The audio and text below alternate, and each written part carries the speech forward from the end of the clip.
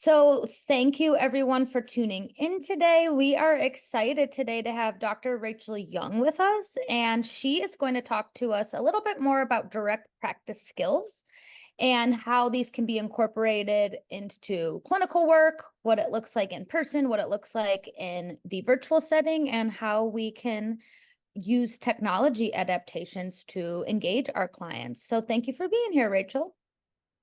Happy to be here. And let's get our housekeeping out of the way. But first, I'll give a little rundown about my background. My name is Megan Mitchell. I am a child and adolescent therapist I was just telling Dr. Young amongst many other things that I do. I am working towards my play therapy credentials. So play and expressive arts are a big part of the work that I do. I founded Agents of Change, social work test prep, and now we obviously have moved into the continuing education space, which we're very excited about to make sure that we continue to meet social workers' learning needs because we know this is a lifelong learning journey. And some of my interests include technology, innovation, like I mentioned, play. I also specialize in working with neurodivergent clients, so that's a big specialty of mine. And I am currently a doctoral student at SUNY Buffalo, focusing on multicultural supervision and ethics. So more to come out of that as I continue on in my doctoral journey. And let me tell you a little bit more about Dr. Young. Dr. Rachel Young has built a comprehensive social work career, combining academic work with practical experience in clinical settings and leadership roles. She has her PhD and a master's in philosophy and health psychology from Walden. She has her MSW from Andrews University, and she does primarily higher ed now. She works as an assistant professor and program director of social work at Mount Vernon Nazarene University. She oversees the BSW program. She teaches, she has some staff that she oversees, and she is serving as the field education director at Mount Vernon and lead clinician at LifeStance, has been the lead clinician at LifeStance Health. She has a lot of experience here. And she also has done research. She has publications. You can see here lots of different things here, kind of as all social workers do. We have lots of different interests. And she's Never drawn to the presented, field. yes. And she's presented in many different settings. And we've talked a little bit before jumping on here. She primarily works in the higher ed space now. So that's kind of where she has landed now in her career. And I think she'll have really good insight to give us on how we can teach students or those newer to the field about direct practice skills. So what are our learning objectives for our conversation today? Participants will be able to analyze and apply direct practice skills. We're going to specifically talk about a few skills. And as I mentioned, we're going to talk about what this looks like. People work in a variety of different settings. How might someone incorporate these skills? And I would say really strengthen these skills. I'm still working on these skills throughout. It's not that you just learn how to work with clients and that's it. It's definitely an ongoing journey. Participants will be able to strengthen clinical assessment techniques. I know we're going to talk about how you use your direct practice skills to kind of probably case conceptualize, how to gain information. How do we do this? How do we do this well? There's ways you can do things with some skills in your toolbox. And then lastly, participants will develop direct practice skills in in-person and online settings. We were just talking about how COVID has really shifted our work and a lot of services have gone virtually. That's just the world that we live in. And then a few more housekeeping. Why is this important? It enhances client outcomes. If you have strong clinical direct practice skills, that's going to be beneficial for your clients. And it's definitely, like I mentioned, something that takes practice and it takes a lot of development in it. Why else is this important? There's our world's evolving, right? The way I started practice over a decade ago is not how I continue in practice now because our landscapes change, demographics change, the way we deliver services changes. And then lastly, why is this important? Professional development and supervision. You might be supervising clients that are new to the field for your own professional development. It's important that I like to say sometimes it's good to go back to the basics because we forget about some of these basic things. It's like, oh yes, let me think more about treatment planning. Let me think more about my assessment process.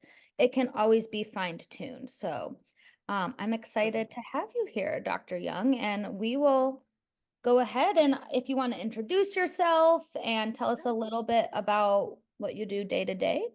Yeah, I'd be happy to. So, a little bit about why I care about direct practice skills. I'll start there. So, I have worked in a lot of different areas of social work. I knew from the second I learned about social work, that was what I was called to do. I have never regretted a day in my life. I have loved the variety, as you can tell, and being able to work in a lot of different areas. But I would say that's made me a better social worker because I've been able to take all that experience and grow each time and learn skills, everything from crisis intervention and crisis engagement to long-term engagement and treatment planning and assessment. And I think especially working in child welfare really honed my skills, especially understanding trauma, and made me a better clinician when I was counseling. And so when I look over my years of experience, I've done everything from working in nursing homes to working in direct practice with counseling, working in leadership. So I've been kind of all over the map with a lot of different things. But I've found that it all meshes together. And then now I get to give it back to the field. I get to teach future social workers and kind of like the learn from the things that we've learned from and what not to do and what to do. And nothing makes me happier than seeing future social workers go out in the field and know how to do this job and feel confident doing this job. And also understanding the ethical imperative that we need to continue to grow and we need to continue to learn how to do our skills better. I went back, I was just telling Megan, I went back to direct practice just before COVID. I think I started like January like 9th of 2020. And we all know the world really shut down. And I remember even someone telling me they were anxious about COVID. It was before we knew we had it in the United States. And I kind of had that, it's overseas. I don't even need to think about it. And it completely changed our world. And I remember having almost that crisis of confidence when we switched because I knew how to do it in the office. I knew how to engage with clients, and then the whole world went remote and virtual, and we had to figure this out really, really fast. And I had that high ethical standard, and I wanted to do it well, but I had to learn and had to quickly grow my skills on how to do it well, and the whole world was doing it. I mean, I think back to when we went, mental health practice during COVID, people were talking on Facebook, virtual connection. They were talking through Google, any, system. And thankfully, the agency I was at, we had a HIPAA compliant system and we had some processes already in place. So it made it a better offering. But even things like I had a client show up once who had palm trees in the background, and I'm only licensed in Ohio. So clearly they were not in Ohio. So how do you handle those conversations of, okay, so there's no palm trees that I'm aware of in the state of Ohio, as nice as that would be, but we need to have a conversation about I can't see you because you're not in a state that I'm licensed. So there was just a lot of things that we became aware of. Now we're talking about compact and social work skills and so we've grown even from that. But I think learning how you do it in the office, how do you work with people well, but also how do you use a different format and then have really good boundaries throughout that process. So that's the introduction to me and why this matters to me. Yeah, and similar to what you said, I think having to pivot to the virtual space, whether we liked it or not, has changed the landscape. Yes. We were just talking that a lot of your students are interested in you have a seated program, but there's the option for the online because that's the world we live in. People prefer the flexibility, and we have made technology work so much better. We were saying that when we were in grad school, I would not have taken an online course, or I would have been very upset about having to take an online course. We just didn't have the knowledge that we do now. Technology is rapidly advancing, and I'm in a fully online doctoral program. And I actually Right. sometimes think that I'm getting deeper connections than I did when I was in my seated program because it's smaller. We have group me, we have so many different tools we're using to connect. Mhm. And when I did my doctorate through Walden, so that was online as well. And I really felt pushed in my academic career. I was one of those who could sit in the classroom and talk and, have a conversation, but not really force myself to dig deep. And when I had to do discussion forums, I had to do research on my own. I had to really delve into it deeper. I felt like I learned. I had a fantastic undergrad and master's education, but I felt like I personally had to push myself further in an online space. And those are skills that I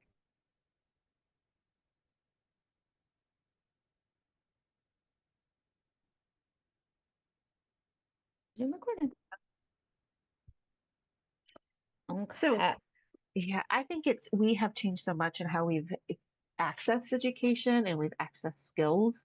And I really believe we can do it really well in online. And I really believe we can do direct practice skills well online, just as we can in the office. But there's some caveats for when we need to pick different locations. And we're gonna get into that. So I have three skills here that I know that you were wanting to touch on. So let's talk about these. Let's talk about break these down for me. Engagement, assessment, and treatment planning. Like, what does this look like? What does this mean to you? How would you approach this with your students? Yeah. So I think engagement, we have some fantastic articles that I have my students read about engagement. And really, it starts with a good self assessment.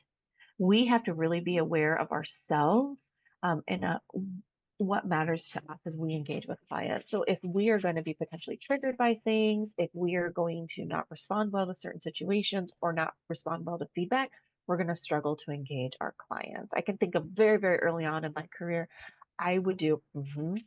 And I thought that was demonstrating active listening as my client was talking. And finally, I had a client who was willing to say, would you stop? Please stop with it. It's disrupting my thought process. And I went, thank you. I really appreciate you telling me that because I thought I was being really welcoming and engaging and showing you I was listening and it was disruptive for them. And I think we have to really be open to that feedback and acknowledge that different settings and different clients are going to need different types of engagement. I like to say as social workers are really good at asking that next question. Don't just take it on face value, ask another question, dig a little deeper, and that leads into the assessment. But you can't do a good assessment if you can't engage with a client. And a lot of that really comes with really good like informed consent and really giving them that structure of this is what this is going to look like. I would tell clients from the very beginning, I value you and what you want to get out of this process. This is for you. And if I'm not the person that's going to help you get there, I want you to tell me. I'm going to start that from the very beginning that I'm not going to take offense. I'm here to help you and I'm here to work myself out of a job. I love that you said that being self-aware, and especially for those that are maybe new to the field, that was a big ego check for me, right? We want to say we can serve everyone. That's great, but that's not reality. And I too tell clients like, you tell me when this is not working for you anymore, right?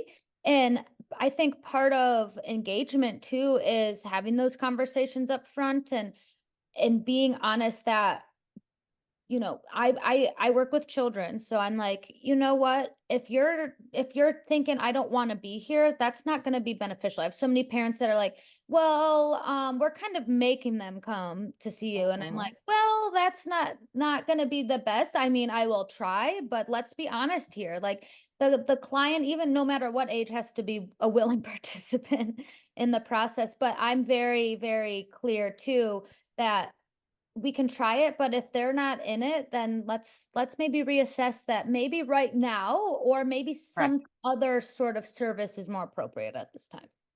Absolutely. And I think we ethically have to do that. I would see so many times where people would just continue to attend, and make no progress. And when your treatment plan and your progress notes and everything looks identical week after week after week, that should caution you. Maybe this is not working. Maybe this is not the right time. Maybe this is not the right space, Mhm. whatever it may be. And we have the responsibility as a professional to say, hey, you know what? We're in the same space now that we were 4 weeks ago. Now, Is that because someone maybe has a developmental disability? Maybe they're going to move slower through the process. Maybe they've got severe trauma. Maybe, so there's some situations absolutely where they're going to move slower and you need to give that time, but also really being willing to say, let's check in. Are we where we want to be? Are we making progress? I love that you said that because as someone who was in schools where you don't really have much of a say of you, I worked with children that have IEPs, so it's you see them 30 minutes. You must. It's mandated that you see them, right? They don't get really to say it's mandated. Where moving to private practice, sometimes as a clinician, I have to take a step back and say, hey, what are we doing here, right? Where am I getting stuck? And maybe for me sometimes it's maybe we need to go down on frequency, maybe once a week's not warranted anymore. And sometimes I have put client, like we've had this discussion, they're like, you know what, yeah, I don't think I need to come weekly, let's try every other week. And we actually make more progress because they're getting to work on some of those skills outside of our weekly sessions. Or sometimes we're just on maintenance and it's like, you know what, we've seen each other for a really long time, I will be here if you need to. So if something comes up, that's what I'm here for. Absolutely. And I think that I tell my students all the time, start with termination in mind from the very beginning. Ethically we need to do that, but I think also to be good social workers, we need to do that. And it was the same way no matter where I worked. I wanted any client, be it in foster care or mental health or medical, they needed to know what the plan was Mhm. and be informed from the very beginning, but also know that we'll adapt it or modify it as we need to, and Right. that it shouldn't be on the client necessarily to do that. That's really the social worker's role, is to really set that landscape and then help them walk through that, but also know where that boundary is that the client gets to determine. And even if they're a mandated client, I've had mandated clients.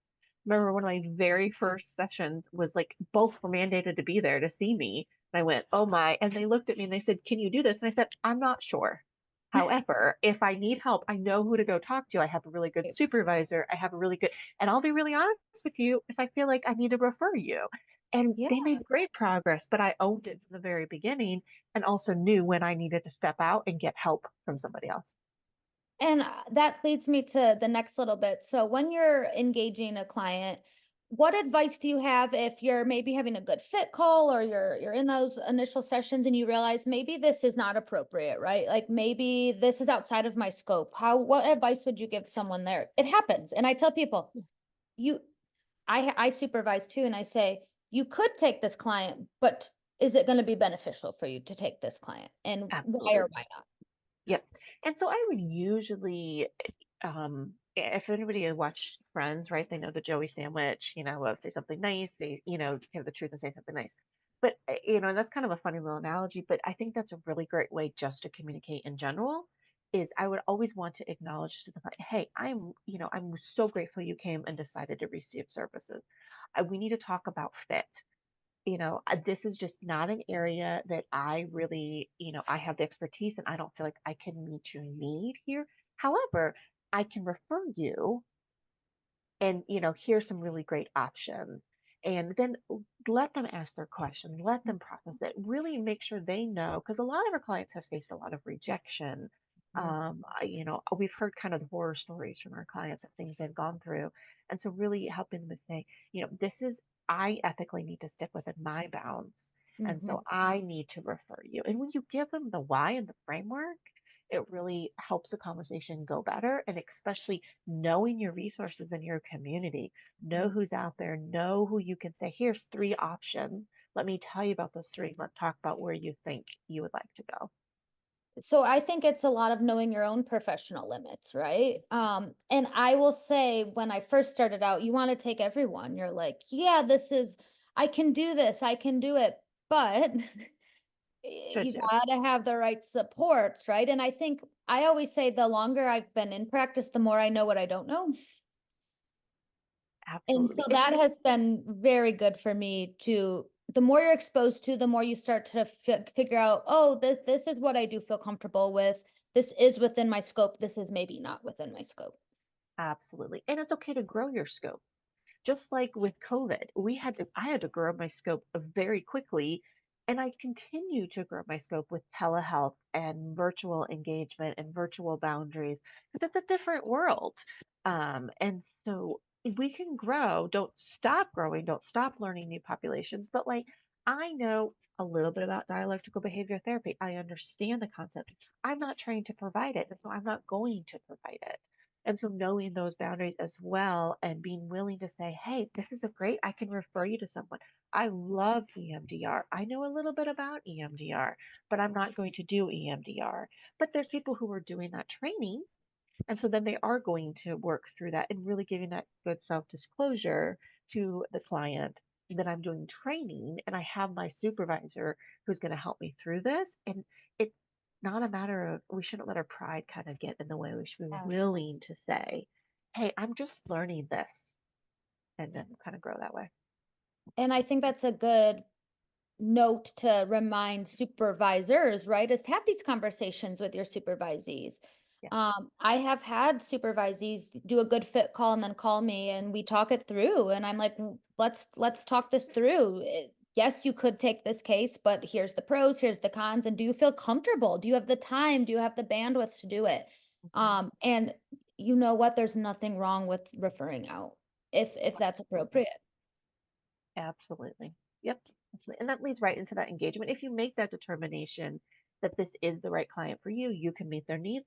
That may be also for now. So remembering like there might be scope on it. Like I've had clients who maybe came to see me for anxiety. And then as we work through it, we realize their anxiety really stems from something that they really need to see somebody else for, and then Yeah. making that appropriate referral. So being willing to continue to assess that fit and continue to assess the progress they're making. Don't ever stop that process. And I've had many clients come who they come for X reason. They come because they're worried about the loss of a family member. But then when you really unpack it, it's really, they've got maybe some anxiety about relationships or they've got, you know, and so you might think you're working with this. And as you keep doing really good assessment skills, you realize you're over here. And so is that in your scope as well? It's very rarely very clear cut, right? It's like an Yeah. onion. There's many, many layers, and I feel like when you start doing the works, when you really start seeing, oh, maybe we took a different turn because different stuff, it's all starting to connect the dots between Yeah. things. Which Absolutely. really brings us in, you were mentioning assess throughout. How would you say that someone can develop assessment skills? And there's tons of, I tell people, to me, assessment means gathering more information, and that could be formally, it could be informally.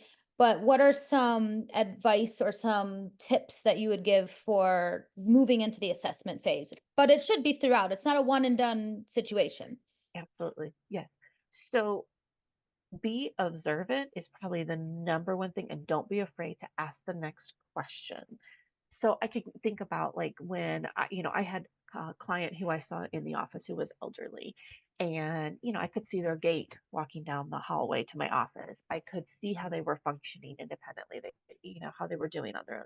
When they went to telehealth and they were in their recliner all the time, I lost that visual input. And I've talked with individuals who did, like worked with elderly in their home. And, if you only see them in the chair, you don't know all the details about can they still ambulate? Can they still take care of themselves? And so being willing to be observant and then ask the question. I think we can sometimes be afraid of offending somebody. Hmm. And so being willing to say, like when you came to the office, you always made sure you were dressed really well, but now that you're home, right, maybe it looks like maybe you haven't showered a little bit, and it could just be that they were in that COVID phase of, right, everybody kind of went without a shower for a period of time, or it could be that they were more depressed. Right. And so having those really good observation skills and then being willing to ask the question, hey, let's talk about this. I noticed this. And if they work, and you can always apologize and say, well, I wasn't wanting to be, offend you. I just want to make sure I'm really checking in on you and doing my job well so that I'm not missing something. Yeah, I've seen that with children and teens. Something in the office, mostly they're not going to get their cell phones out. But when they start, their gaze is kind of off the screen and we see, I'll say, do we have our phone? Yeah, okay, can we maybe put that on silent? Just those type of things that are different in the virtual space. Or I, like you said, the palm trees. I've had some people try to sign in for session like on a city bus, and I'm like, this is not really the space to conduct this, right? let's reschedule. So just really being mindful that there's some really great things about accessibility for virtual, but then there's some people that are trying to fit it in places that it's not appropriate to conduct a therapy session on a city bus. I had one client who joined from Walmart, and so I was in the Walmart shopping cart and I was moving around Walmart, and I'm like, whoa, whoa, whoa, hold on, this is not going to work. And Yeah, they were again, they had overbooked themselves. They were trying to juggle life, and so I think we have to have that kind of understanding.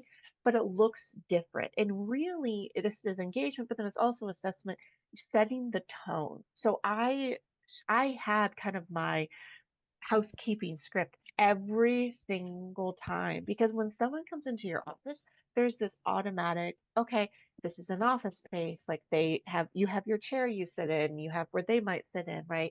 Kids, even kids who are going to be like, run to the toys and have fun, they're still going to understand we're in your office, right? I have to use my indoor voice. I have some of those things. When you go online and virtual, really saying, okay, I want you to have a quiet space where you have privacy. Do you feel like you have privacy? right. Do you feel like you're in a space that you can actually focus on what we're talking about? And really putting that responsibility on the provider to make Hmm. sure that, hey, we've set this up well, and being willing to say, you keep looking. If someone walking into the room is like, what's going on? And don't be afraid to ask those questions. And it may be fine, Right. but really asking. I'm also thinking, I'm laughing to myself because I was thinking when we first went on, I was working in schools when we went virtually and kids coming to the screen with no shirt on. And I'm like, we had to set some expectations, right? They just woke up and forgetting to mute, right? And you hear everything going on. And so we've learned, hopefully we've learned a lot from we have to have it's not just I will say moving to the virtual space does not just mean you can do whatever. There has to be parameters as well. And going over that with Absolutely. clients of um, I've also had to say, we've done virtual for a while now, but it seems like we've kind of lost engagement. And if it's possible, I've had some people say, let's do a hybrid because I do see people in person. So they're like, maybe we'll, you know what, the parent might say they're really not, they're slipping up, they're not really engaged. Can we try for some in person? I'm like, absolutely, let's try it. Let's see. And I think that comes down to that good assessment skills. You may think someone's a great client to see virtually, and really, the responsibility ethically is to make that determination: is this an appropriate Right. way of offering services to this person? And it may seem appropriate, and then you may decide, I'm not so sure. I need to bring them back into the office. And there's ways. I mean, when we were in COVID and everything was shut down and we didn't have another option, we had to figure out how to do it well. But it doesn't mean you have to keep someone in a virtual space. It doesn't mean you have to keep someone in the office space. Being willing to assess the appropriateness of the service and make sure it's what the client needs. And I work with children. So I've had some parents say, let's try virtual for my 4-year-old. And I have to actually say, personally, I don't think that's going to be super helpful because I do play. And yes, they can play, but there's something about what certain clients I need for my own assessment purposes to have that in person assessment piece. Or sometimes I have this option. Some people are fully virtual, so they might not have this, but I say, let's start in person for a month and see where we go from there. Because with little Mhm. kids, I get so much value out of seeing how they interact in my space that I would not see in a virtual setting. And I don't find it appropriate for a little 4-year-old to sit in front of the screen without having movement breaks and whatnot. So it is all about having those conversations with parents. And some people say, I only am fully virtual or I do hybrid. And that's okay if that's not going to work for what your own toolkit is as well. Mhm. And I think learning how to frame it that it's not that they failed. Because a lot of times that's Absolutely. what they're going to hear is I failed. That's not it. It's I would say to the client, I want you to have what you need. And this isn't, I don't think, the best option for you because I care about you as a person and a human and go back to our values and ethics, the dignity and worth of the person and all of that is so important. And yes, self-determination is important, but also we have to be willing to say, this is not the best option and let me help you find the right option. Absolutely. So we've talked a little bit about engagement assessment. How do we move into the treatment planning? What does that look like? Does it differ in person, virtually? And how I'm a big person that thinks the client should absolutely be doing this with you. We want them to have a seat at the table. So tell me a little bit about in direct practice what treatment planning may look like. So I would say one, absolutely yes, you need to have the client involved. And I would have the client direct it. I would have those conversations to say, what have you tried? What have you maybe done in other settings? What worked? What didn't work? I tell my students all the time, if someone doesn't like to journal, why in the world would you ever put that on their treatment plan? And that's kind of an easy one to go to because that's a pretty common standard treatment plan option is, hey, journal your thought. Some people hate it, but also some people just need journal prompts. So I Right. would say, okay, if you're not a journaler, that's fine. I'm not going to put it on your treatment plan. But what about this? Have you thought about this? Are you willing to try this? And they might find even if it's just three questions. What made me anxious today? What was my happy moment of the day? What was, even if it was just three questions, sometimes that's enough. And then you can get through that conversation. So really being realistic, especially during COVID when people were isolated and alone and couldn't use a lot of their regular coping skills, being inventive, but also not saying to a client, I want you to go to a group exercise class if that's not what they want. Maybe they would much rather take 7 5-minute walks outside. Great. I think it's not about me and what I want. It's about what the client is going to actually do Right. and find beneficial. And yes, we absolutely have to have some clinical components like psychoeducation and, all of those pieces, helping them identify skills. I did a lot of cognitive behavioral therapy. So I would, especially on the screen, I had like, I'd show it, hold it up on the screen, say, okay, let's talk through this. Let's work through these things. So you have to have those pieces, absolutely. But you don't want to put things on a treatment plan the client is never going to do because then you're just setting them up for failure. So I think that's one of the most important things. But then also really connecting it to what their needs are. I would forever see treatment plans that kind of just kept going as a supervisor or progress notes, and they're talking about anxiety all throughout the treatment plan, but the client really has like depression that Mhm. came out later because they would come in. Actually, it was usually the opposite. People would come for depression, and then we'd find out it was anxiety that was secondary because of, the depression. And so I would say if you started with depression, but you're really working with anxiety, why is your treatment plan all about depression? You got to go back and redo your assessment, redo your treatment plan, and be Yeah. willing to do that all the way throughout and have really good disclosure about what termination looks like. What is the goal? Um, and so I would say to clients, especially with anxiety, I would say, this is our plan, but I'm going to be really honest with you. Most people have anxiety about having anxiety. And so when we feel like we're in a good space, I would make them make notes and walk through what they did to get themselves there and say, now you have that resource, so you can do this on your own, but I'm not going anywhere. Mm. So we can schedule it, so end Yeah. isn't always end, right? Sometimes that you're going to pop back in 3 weeks. Sometimes they just Yeah. need to know they can pop back in 3 weeks. So really making it individualized, having the client direct it and asking good questions so you're not putting things on the plan that they're never going to do. And as someone that works with kiddos, I'll have parents email me, I want them to work on this, this, this, and this. And I said, okay, let me assess first. And it might be like, I want them to have better relationships with their siblings.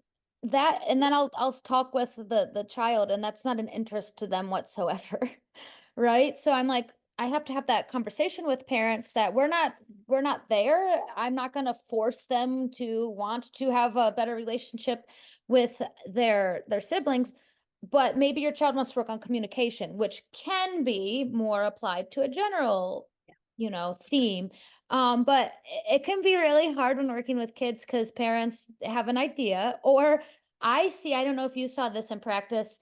They might get a referral from maybe a primary care or someone, and it says they should do DBT or CBT. I had so many parents come in telling me that they need this certain type of modality. So a lot of it was doing psychoeducation. And If that's appropriate, I will do that modality, but I'm not just gonna say, yes, you need CBT because your physician said you need CBT. Absolutely.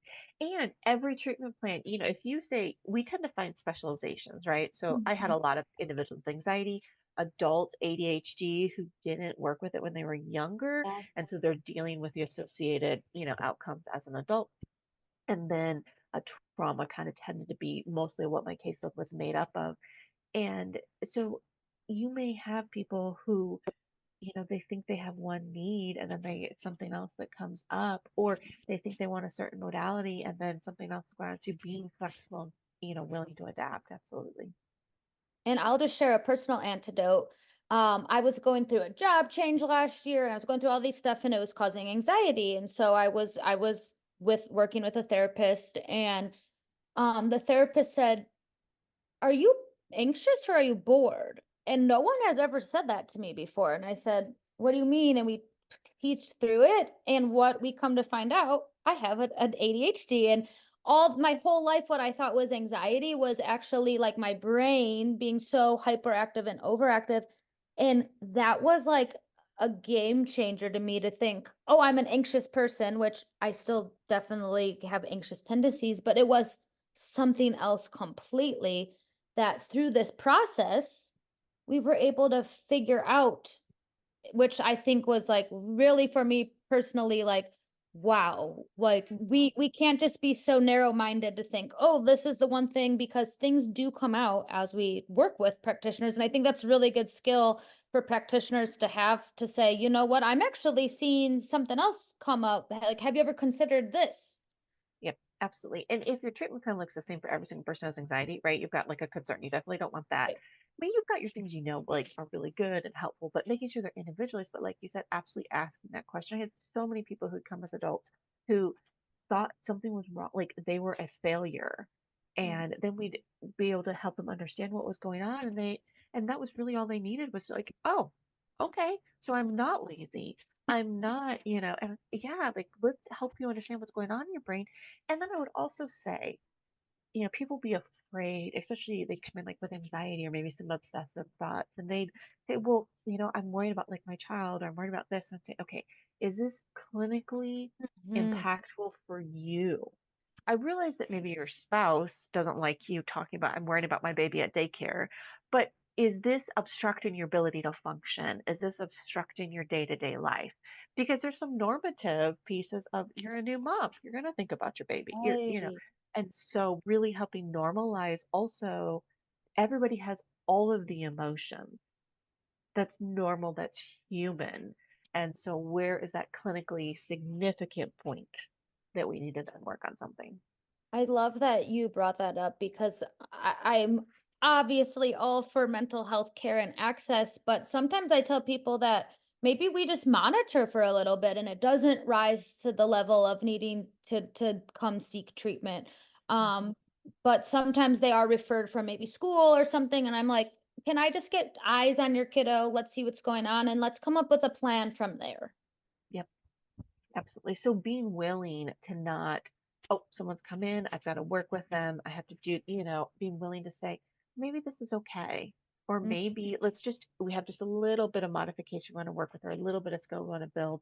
Not this, you got to come see me for 3 years because you're fighting with your siblings and you're a year apart and you're like 8, 9. Yeah. Well, some of that's developmental and it's going to get better as you get older. Yeah, the last thing I wanted to touch on for treatment planning is a thing that I often ask my clients is, so what are you wanting to work on and what are you willing to do to get there, right? Like I have some clients that are like, well, I really like don't want to fight with my brother anymore. I'm just making something up. And then I'll say, okay, and what are you willing to do to get towards that goal? Well, nothing. Okay, well that tells me some things is there has to be, if you think of the behavior change wheel, you have to be committed also. Hmm. And sometimes I have to tell parents that, and clients, like, maybe now's not the time because you have a lot of other competing things, or it's just not something that is important right now, and that's okay. Yep, absolutely. And a lot of people come because they want this fixed or and sometimes they might say, okay, so I can work with your teen on maybe a little bit more respectful communication, but also they're a teen. So let's Yeah. talk about Erickson. Like, let's talk about like some of those stages of development. Because some of this is just teens and sometimes teens are mouthy and doesn't mean they should be mouthy, right? But let's learn how to work through this together and provide some norming to behaviors. Mhm. A lot of psycho ed with parents. And sometimes my work actually turns into like, let's do some parenting work Yep. instead, because we can get a lot more done with the way we see things or approach things. And a lot of it is parents not know, you don't know what you don't know, right? So it's like, Mhm. or if it's their first child or they're like, is this normal? I'm like, well, actually, yes, your teen is sleeping all the time and 90% of teens are sleeping a Yeah. lot more. So just talking about, like you said, some of those norming things, and a lot of times I just want to be validated that this is a normal part of development. Mhm. Absolutely. And being willing to call out when you see a concern because they are there. And that's where that assessment comes in. I heard very early on in my career, it's the golden thread from intake all the way through treatment plan. You want that golden thread woven all the way through. Make sure that you're doing comprehensive, complete work with any client and being willing to adapt that as need be. Don't be afraid to ask questions. Don't be afraid to dig, but also respect if the client's not ready to go there. Mm-hmm. We'll shift gears a little bit. So how, say someone is working with someone new to the field, it might be a student, it might be a supervisee. How can they help? How can people that have been in the field, how do you help your students develop these skills? So repetition is important. So really, like when I'm teaching, for example, individual engagement and individual direct practice skills, we have repetition over and over and over practicing them. And I will have students say, I have done informed consent so many times, I feel really comfortable with it. So there is some piece of repetition. But I think also as a supervisor, especially with new individuals to the field, we can become administrative in our supervision and not that developmental piece. So we'll say, did you do your treatment plan? Did you do your progress note? Did you go over informed consent? Did you do a suicide assessment? Right? We'll go over the technicalities and nuts and bolts. We don't always go over how am I going to grow you as a person. And so it really seeing we have that ethical mandate to ensure that the work being done is appropriate, but then also we are pouring into that person. And Yeah. so seeing that person as someone of value that you can help even other clients, right? Because you're helping this person do the work well. And really the same way I would with a client say, do you feel able to do this? Does this feel within reach? Same thing with my, supervisees. Do you feel like you can work with this population? Do you feel like you can do this type of treatment? Do you feel like, because if you can't, that's okay. Maybe that's not the area for you. And you may be surprised. I said when I graduated, I wasn't going to work in with elderly or foster care. My very first job out of college was in a nursing home, and then I worked almost 10 years in child welfare. And so I think the world kind of laughs at you a little bit like, oh, yeah, guess what? You think you're not going to work in that area? But I loved it. And so we can be surprised and where our skills grow and having somebody who will pour into you and really uphold you and normalize it's hard work and Mm-hmm. being willing to kind of put the caution flags up ahead and be like, hey, I want to check in. Like your progress notes are getting behind. I don't want to come from this punitive of you're late on your progress notes. Absolutely, they need to be done. But then also, what's going on? Let's talk about Right. what is prompting it to get behind. And so, building not only that space to learn the skills, doing that administrative piece, but also doing that personal piece and modeling what you want them to be. As you were saying that, I was kind of thinking that we go through this process with our supervisees too. We are engaging them, we're assessing their progress throughout, and we're not necessarily treatment planning, but we should be doing, I like to do professional development planning. Where do you want to be in 5 years? What do you need from me? What trainings interest you? Like where can I be of assistance to you too? So it really does model what we do with clients. Yeah. And the way we are going to adapt to our clients, absolutely. I have my personal self, my identity, the way I conduct myself, but I'm going to adapt and modify based on my client, my assessment, and what they need. And I've had some staff who are like, I want to talk to you twice a week. I just need to know I have that space. I need to know I have, and have some who say, hey, once a week is great. shorter time, I will find you if I need you. And so being willing to adapt and modify how you're going to supervise based upon the supervisee's needs. And we talked previously before jumping on the call that no matter how long you've been in the field, you can still benefit from consultation or I was saying the thing I love to say is the more I've been in this field, the more I know I don't know Yep. because there's so many nuances and that's okay if you need to maybe reach out to someone that has an area of specialty that you're like, "Hey, can I just talk to you about this case?" Mhm. right? Or can I maybe I need more support too. And I supervise and if there's something out of my purview, I'll say, I don't have the skills in this area, but let me connect you with someone who does. Absolutely. Absolutely. And having that willingness to peer consult, it doesn't, it, a lot of us will think it's negative, right? It's negative on me that I don't know the answer to this. I don't know how to do this. And in fact, it's negative if you don't If you reach don't. out and peer consult. And so I tell my students also in class, and then certainly in the future, I say, get with people who can help support you. Don't be afraid to talk to peers. Don't be afraid to reach out. Mhm. Find your kind of tribe, if you will, Yeah. that has not only skills that you don't have, but also has that kind of foundational um, place that you're stemming from, where you can be authentically you and also process that without fear of judgment or retribution or right negative outcome. And so creating that space and helping other people then create that space. Mhm. And letting supervisees or those new to the field know that these opportunities do exist and take advantage of them when you can. Absolutely. And seeing if I've unintentionally put barriers in their way so they can't Yeah. access it.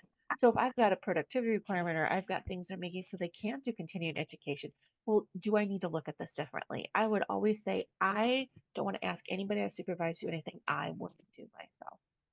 I love that. Yeah. And so really having that assessment of if I need the space to grow, I need to make sure I give them that space. Mhm. We're just that's what I think I love about this field is it's just really such a lifelong process. Yes, And I feel like daily I can listen to a podcast or I'm find an article and it's just amazing how much you can learn on a daily basis in this field. And you really should be learning daily basis in this field, no matter how long you've been in the field for.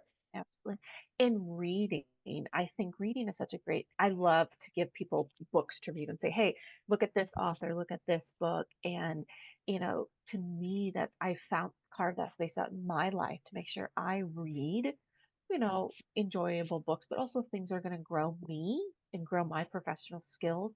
Because the amount of times I can give that to somebody else and share it and help them see it from another voice than mine, it's so impactful as well. As it's funny, as we're sitting here, I have a book, Multicultural Therapy Deliberate Practice, because Yeah. I have stacks of books everywhere because if I need to grow in an area, I'm seeking out those resources and those tools to find it. But you can always find a stack of books near me Absolutely. somewhere in my space. Yes. So the last thing I wanted to talk about is technology, right? We've talked about this a lot. NASW in 2017 started talking about it. We are one of the only fields that has deliberate technology usage in their code of ethics.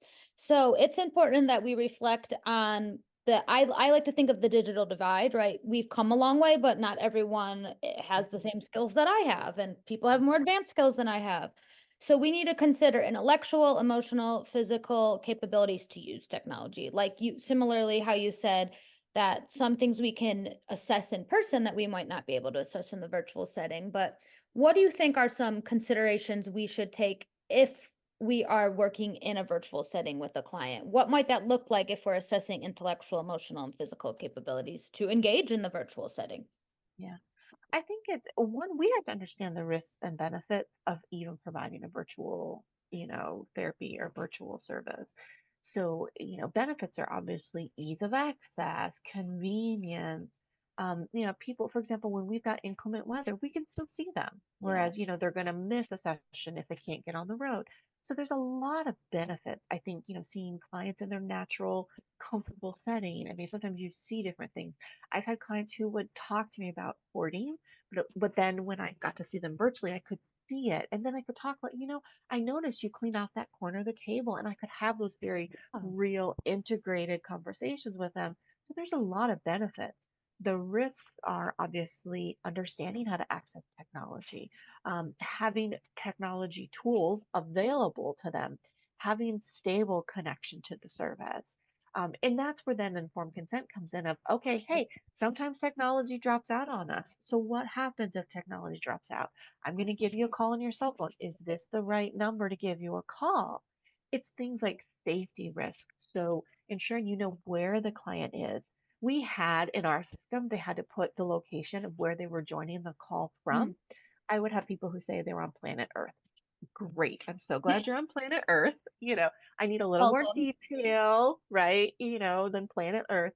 And so we'd have that conversation. And I would say, I need to be able to know where you are at while we're working together in case you need help, in case I need to, right, follow up with you, that type of thing. And a lot of times people could be a little uncertain. Well, why do you need to know my address? Why do you know where I'm sitting right now? Why do you? And so when I was able to give good disclosure, and I've had more than one time where I've had to ensure I knew where someone's location was in case I needed to send services to them. Great. If you're working with a child, who's the parent nearby that I can call if the kid all of a sudden decides to stop looking at the screen and they're off somewhere in the house and you're just looking at their, wall in their room. So really thinking through those things that you don't have to think through in the office and continually assessing appropriateness of services. Just because maybe they are appropriate at the beginning doesn't mean after 6 months it's still the best way to get them care. And so don't stop assessing appropriateness. And also, if you are seeing someone virtually, make sure that you have a technology policy in your informed consent. Make sure you're going over it and make sure it's HIPAA compliant. I know there's a lot of technicalities around that, but really spend the time, I would say, to make sure you are engaging in ways that are HIPAA compliant because that's a big piece. And like I have some clients, I don't want to turn my camera on. Like I need to see your face, right? Or can I bring my friend into the session today? No, I don't have consent to treat your friend. Like just those type of conversations. And like we've talked about a few times here, it's great that we have access to technology, but there still are parameters around it. And documenting well. So Yeah. I would document informed consent on the initial. What is technology? What are the risks? What are the benefits? What are the, determinants? What do we need to have to do this well?